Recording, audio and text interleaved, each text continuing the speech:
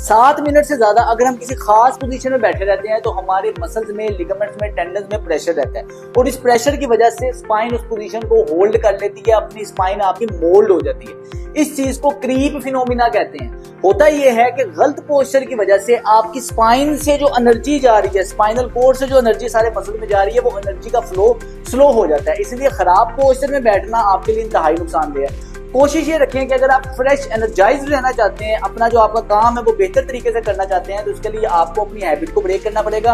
लगातार बैठे रहेंगे तो आपका पोस्चर खराब रहेगा, आपको जोड़ों में दर्द रहेंगी। आपको करना ये चाहिए कि मोबाइल पर अलार्म लगा के रखें, हर आधे पौने घंटे बाद 1 मिनट के लिए आप उठें, वॉक करें, फिर बैठें, ताकि आपकी स्पाइन की मूवमेंट बेहतर है। अपने रूटीन के अंदर चलना फिरना ऐड करें। मोबाइल के अंदर आपने अपने स्टेप काउंट का ट्रैकर लगा के रखना, आपको पता चले आप दिन में कितना चलते हैं और आपको कम से कम भी एक दिन के अंदर 6 से 10,000 कदम चलना चाहिए, ताकि आपकी मोबिलिटी बेहतर हो। और मैं अपने मरीजों को एडवाइस करता हूँ, जो लोग डेस्क जॉब करते हैं, दफ्तर में बैठ के काम करते हैं, सॉफ्टवेयर इंजीनियर्स वगैरह हैं, जिनका स्क्रीन के साथ काम है, वो कोशिश करें कि कोई घर में लटकने वाली चीजें लगाएं, आते जाते उस पर लटकते रहे ताकि स्पाइन डीकंप्रेस हो सके।